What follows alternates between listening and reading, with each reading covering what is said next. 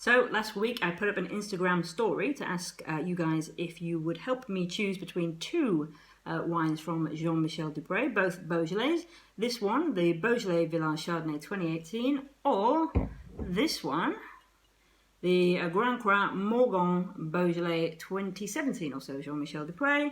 And you know, most of the people that were following me decided to say I have to open them both. Some people voted for one and some people voted for the other, but as you can tell by the empty bottle and the open bottle, it was a dead heat. And I'm not sad about that at all, because it means I get to enjoy both of these wines this evening and share them around my household, and I'm sure people in the house will also be very happy about that.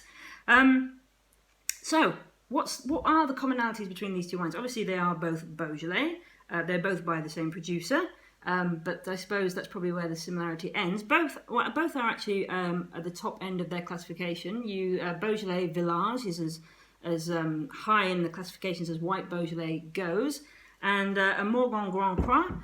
Morgon is already one of the top. It's one of the top cru Beaujolais and one of the 10 cru Beaujolais, and Grand Cru is one of the 6 Climat in Morgon. The top one being Côte de Py, and this one being at the foothills of the Côte de Py, with I think Roche-Perret. Sounds like Roche-Perot. Roche-Perret.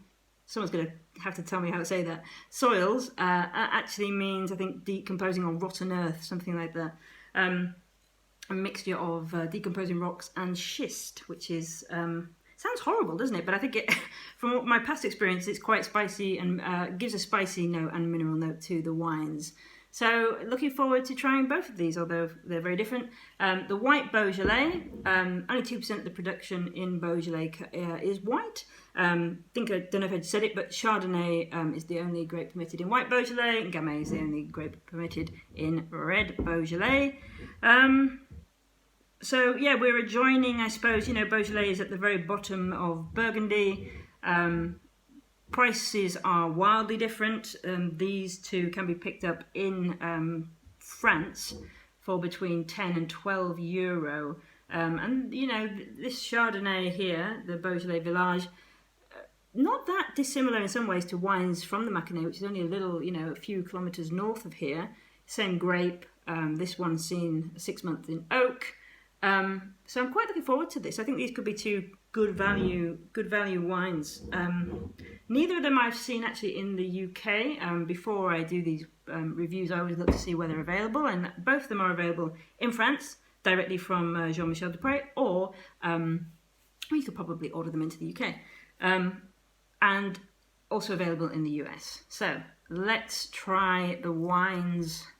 Here we go. Very exciting. Haven't tried a white wine on these videos for a while. I can't even remember what the last one was. Let's go back and see. Okay, so at least it's not mid-ruby, is it? So we have a kind of like a mid-lemon. There's definitely some green hues there on the nose. So the wine is intensely aromatic, exceedingly fresh, very fruit-forward. Really a very attractive wine. It's not overly complex, but it's really it's like very honeyed and notes of lemon, touch of melon, I suppose. There's some pear in there as well. It's quite like, because it's got lemon and honey. It's a little bit like those lockets. I'm not sure if you get those in America, but in the UK, it doesn't sound very appealing, but they're kind of cough sweets, but you can sort of eat them like actual sweets. They're very tasty. On the palate.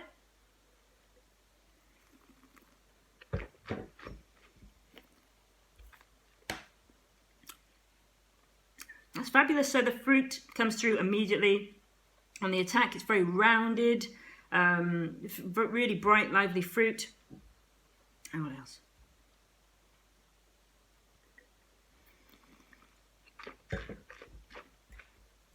It's actually just really pleasurable to drink. It's got very good acidity, and it's quite long as well.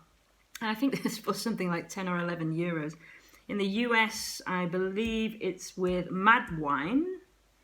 I've never heard of those, but anyway, they've got this on their range for $14.99.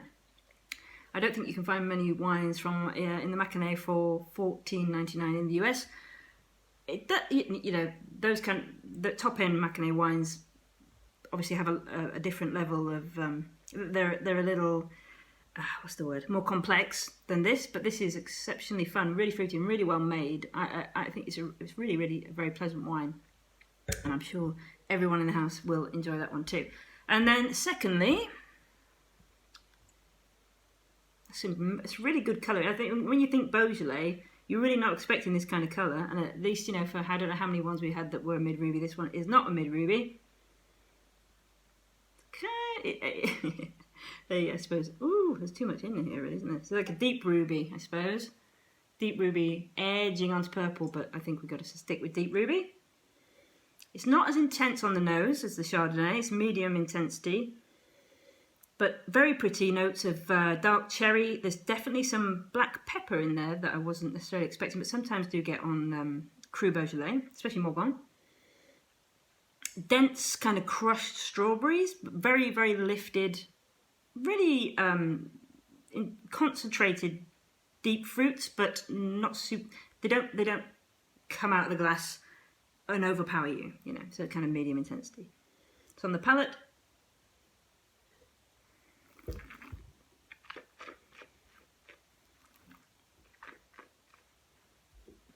there's a fair amount. I mean, it's moderate tannin.